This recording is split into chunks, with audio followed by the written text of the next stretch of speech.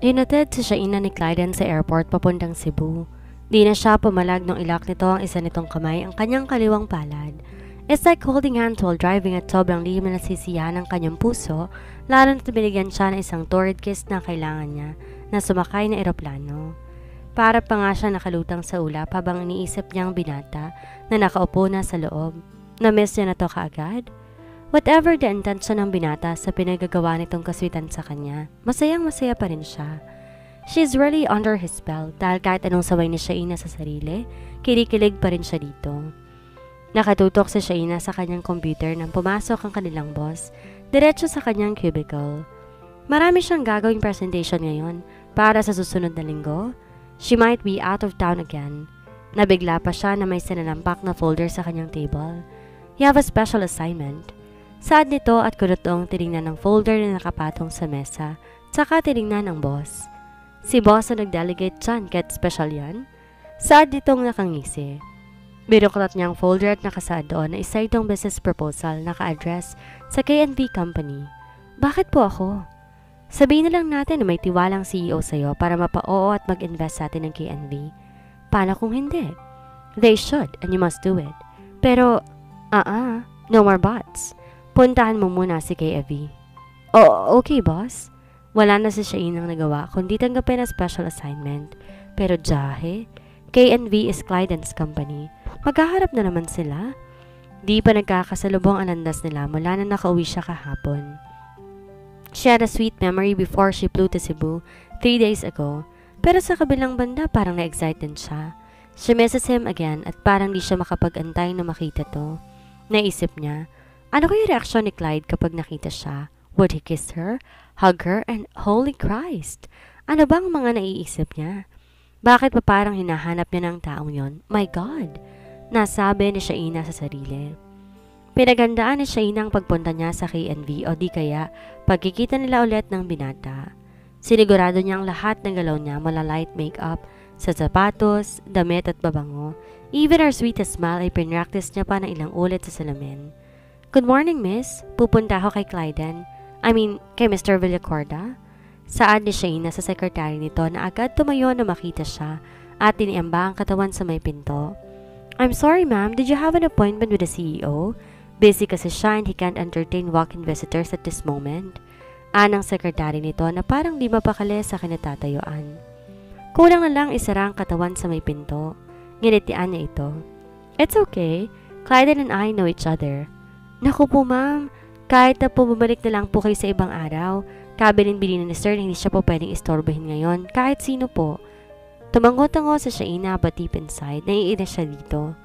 Ganun ba? Kahit asawa niya? Opo, tsaka wala pong asawa si sir, single po siya. Meron? Wala po. Ako, kita mo tong singsing na to? Wedding ring namin to. Pinakita pa ni Shaina ang kanyang daliri. Buti pala hindi niya pa natatanggal yon. Props niya para layuan siya ng mga lalaki. Pero magagalit po siya ma'am. Akong bahala. Malakas pa sa kalabawang confidence niya at siya na nagbukas nito.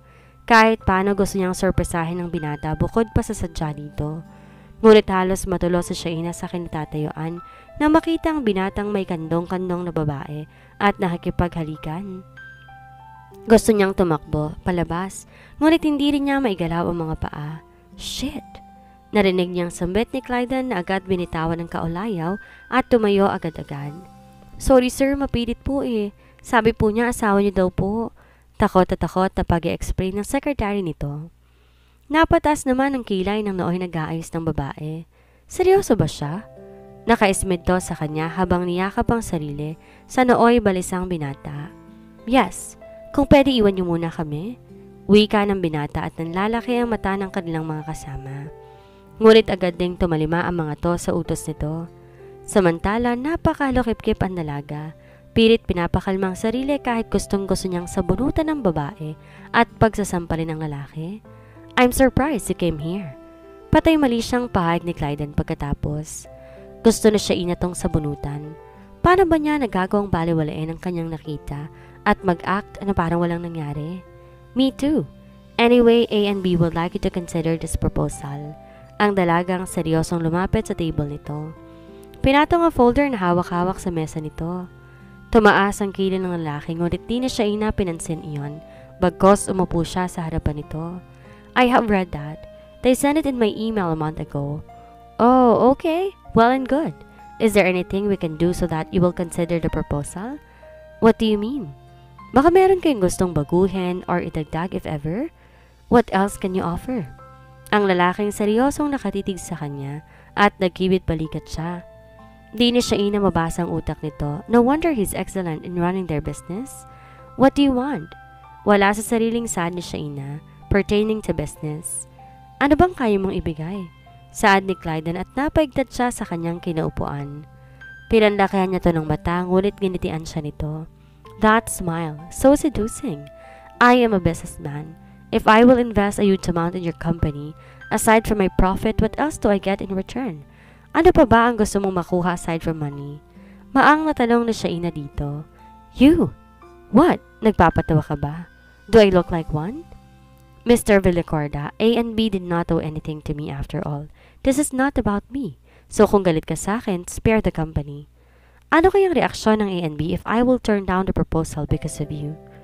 What do you want me to do? Nakipaglabanan sa Shaina ng titigan dito. Halos magbuga siya ng apoy sa mata na makitang tumawa ito. Kailan ba titigil ang lalaki sa paglalaro sa kanya? Mula sa kanyang pagkatao hanggang sa kanyang damdamin. I want you to be my mistress. Ano? You heard me, right? Anak ng, di ka ba nakontento sa mga babae mo? Nandito lang yung isa kanina tapos itadami mo ko? Di na ni Shaina napigil ang sarili. Pulang-pula rin ang mukha niya dahil sa nararamdamang galit sa lalaki. No way. Wala akong pakialam kung mag-i-invest ka o hindi. Di naman sa akin ang kumpanyang yun. Tumayo na siya, inayos ang gamit, at padaskol na kinuha ang kanina'y pinatong na folder sa mesa. Call my boss if you want. Turn down the proposal if you want. Goodbye. Galit na siya inang saad at dali-dali, nagmarcha papunta sa pintuan. Ang kapal na mukha ng lalaking yon. Ang dami-dami na niyang babae, dadagdag pa siya. Nakakalokang sarap sa bunutan. Narinig niya tumawa ng malakas ang lalaki bago siya nakalabas ng pintuan at lalong tumaas ang dugo niya rito. Dali-dali siyang lumabas sa office na yon, ngunit binalikan niya ang gulat na secretary. Binabawi ko ng sinabi ko kanina. Di ko pala asawang boss mo. He is nothing but a monster. Saad na siya dito at saka dali-daling umalis. Di niya na hinintay ang sasabihin nito. Ang lakas ng tawa ni Clyde sa inasalang dalaga. Sabog na sabog ang galit na animoy tigre, ngunit ang cute pa rin kahit mag-iba ang ekspresyon ng mukha. He misses her, kaya lang na-off guard siya. Di niya inaasahan ang pagdating nito. Sa kanyang opisina with the girl in his lap, did he offended her? Parang di naman. Saglit na lukot ang mukha nito kanina pero biglang nawala. When she starts talking about business, he can't believe na mag-walkout to sa kanyang kondisyon. Bigla siya na-curious anong sinabi nito sa kanyang secretary. Anong sinabi niya? Di ni Clyde napigilang tawagan sa intercom ang secretary niya. Binabawi na raw niya yung sinabi niyang asawa niya kay Sir at... And? Wala na po sir. Grace. Okay sige sir, monster daw po kayo. Wika ng sekretaryeng alanganin pa ang pagkakasabi. Tumaas ang kilay ng binata sa huling sinabi nito. Sa halip, bigla siyang napatawa ng malakas. Monster pala ha? Ma'am, bawal po muna kayong umalis. Palabas na si Shaina sa building ng KNB nang harangan siya ng isang security guard. Busy siya sa paghihimatok mula 25th floor kaya nagulat siya sa pangaharang nito sa kanya. Ha? Bakit po sir? Basta ma'am, wag po kayong aalis. Nagmamadali ako kuya. Wala naman akong matandang ginawang mali sa building na to. Akala nyo lang po yun ma'am. Pero may nilagog po kayong protocol sa building na to. Seryosong saad nito. Di si Shaina makapaniwala lalo na't may dalawa pang security papalapit sa kanila. Sama po kayo sa amin ma'am. Doon na lang po kayo magpaliwanag. Saad ng isa sa mga bagong dating kaya bigla siyang nagpanik. Wala po akong ginawang masama kuya. Maniwala kayo sa akin? Naniniwala po kami ma'am. Kaya lang sumusunod lang po kami sa utos. Pasensya na po. Ang security guard nakahawakan siya sa braso ngunit tinaas niya iyon. Okay, sasama na po ako. Huwag niyo po akong kalad-kalin. Baka sabihin ng mga tao dito magnanakaw ako. Sige po ma'am, tayo na po. At giniya siya ng mga to palayo sa lobby. Nagpaliko-liko sila sa ilang pasilyo hanggang makalabas sila sa likod at marating ang isang magarang sasakyan. Kinabahan sa Shaina. Kidnapping ba to? Budol-budol gang or yung mga taong nangunguha para patanggalan ng kanyang mga organs? Kuya, nagkakamali po kayo. Hindi ako mayaman. Wala akong pamilya. Wala kayong mapapala sa akin? Ano ba to? Bakit ba naglipa ng masasamang tao at kahit ang haling tapat gumagana ang mga to? Binuksan ni Shaina ang kanyang bag at kinuha ang kanyang cash wallet. Mahigit kumulang 5,000 din yon. Ito kuya, kunin nyo na lang. Pasensya na, yan lang ang pera ko ha. Hayaan nyo na akong umalis please. Saad niya sa mga to pero di man lang umimik ang mga to. Akmang tatakbo siya at magsisisigaw nang biglang bumukas ang sasakyan at nilawa si Clyde na bagong bihis. Nagtaka pa siya dahil iniwan lang niya kanina sa taas pero nakapalit na to ng damit. Bagong ligo dahil preskong dating. Sa sobrang gwapo mukhang napatigil ang kanyang mundo. Close your mouth, baka pasukan ng langaw yan. Saad nito na makalapit sa kanya. Di ni Shaina na malayang napanganga siya dahil sa paghanga dito. Nagulat siya sa sarili at agad siyang tumalima. Napahiya pa siya dahil sa pagtingin ng mga kasamang security. Thank you guys, you can go back to your post. Wika ng binata sa mga to at magalang na nagsipag-alam ang mga yon. Let's go. Anong drama mo ha? Bagkos angil ni Shaina dito. Na-recover niya na sa pagtakot hanggang sa pagkamatanda niya dito. Nakibit balikat yon kaya't lalo nagbuyos ang kanyang galit. Ano ba? Not here. Halika na. Ang binatang pasigaw niyang angil sabay kuha sa kanyang kamay.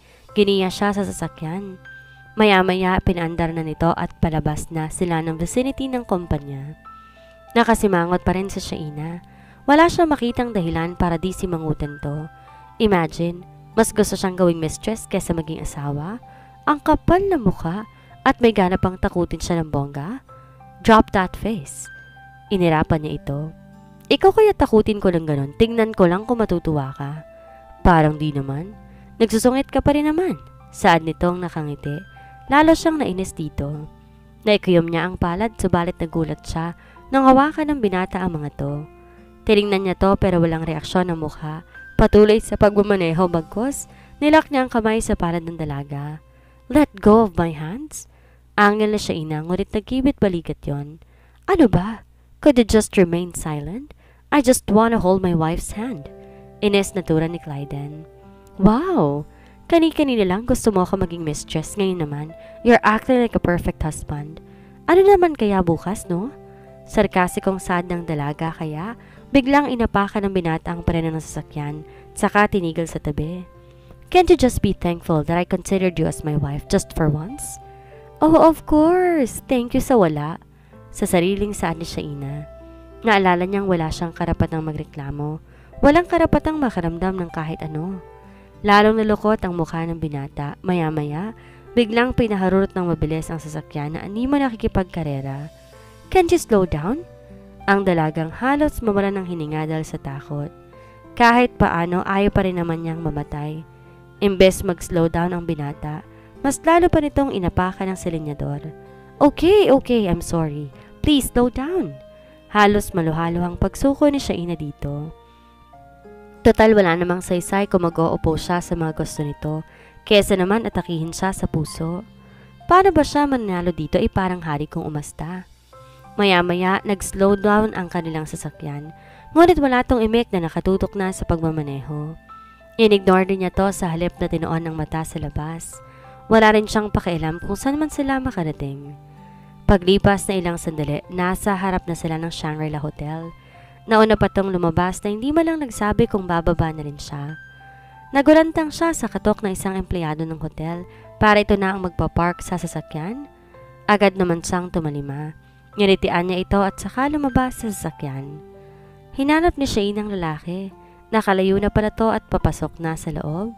Ayaw niya sanang sundan to, ngunit parang tanga na siyang palingalinga sa paligid.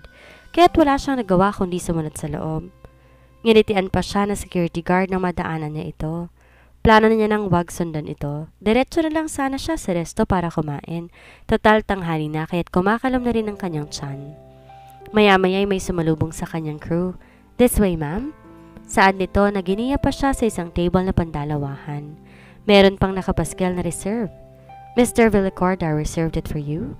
Anito't napalinga sa Shaina kung sang sulok naroon ng binata. Ngunit hindi niya ito mahagilap.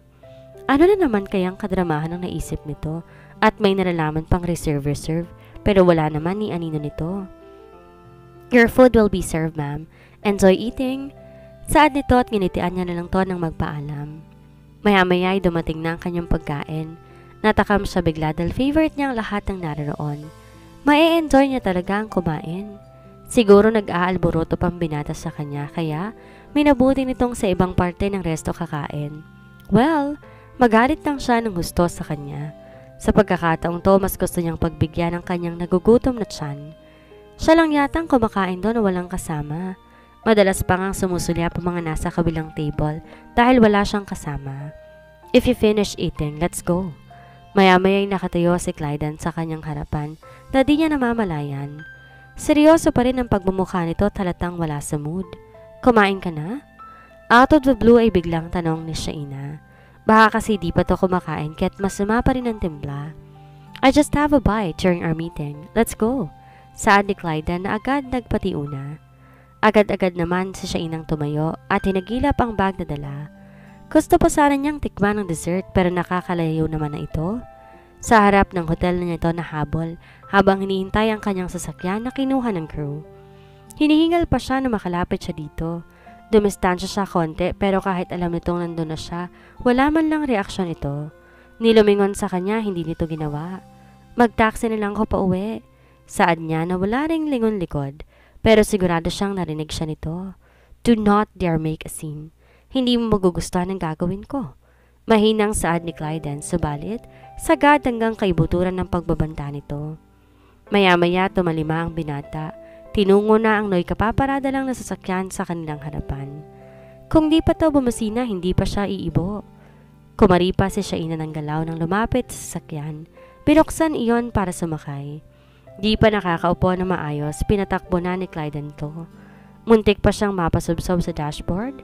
Sa ines, pinakulan niya to ng matalim na tingin. Di ka naman nagmamadali, no? Ines niyang saad, ngunit wapakils ang binata sa tinuran niya. Sa ines, binaling na lang ni Shaina ang atensyon sa kabilang kalsada. Maya-maya lang tumunog ang kanyang cellphone. Nang tignan niya to, si Carla ang tumatawag. Police Department, hello? Nakangiting bati niya rito. As usual, humagalpak agad ng tawang nasa kabilang linya. Where are you? May appointment ako outside the office. Why? Guess what? May nakita ka na namang gwapo. You're so witty, girl. Open your messenger, dali. Heist. Halos kilala ko na lahat ng mga circle of man mo, day. Ito naman, iba na to, no? He's handsome, gentleman, mayabang. Sinabayan pa ni Shaina ang kaibigan dahil kabisado niyang likaw ng bituka ni Carla kung lalaking pag-uusapan. Hoy, grabe ka ha, alam na alam mo na. Uwi ka na, oy. Bukas makalawa meron ka na namang ibang kinababaliwan. Hoy iba to. And I'm surely deeply madly in love with him. Wika ni Carla at natampal ni Shaina ang sariling noo sa sinasabi nito.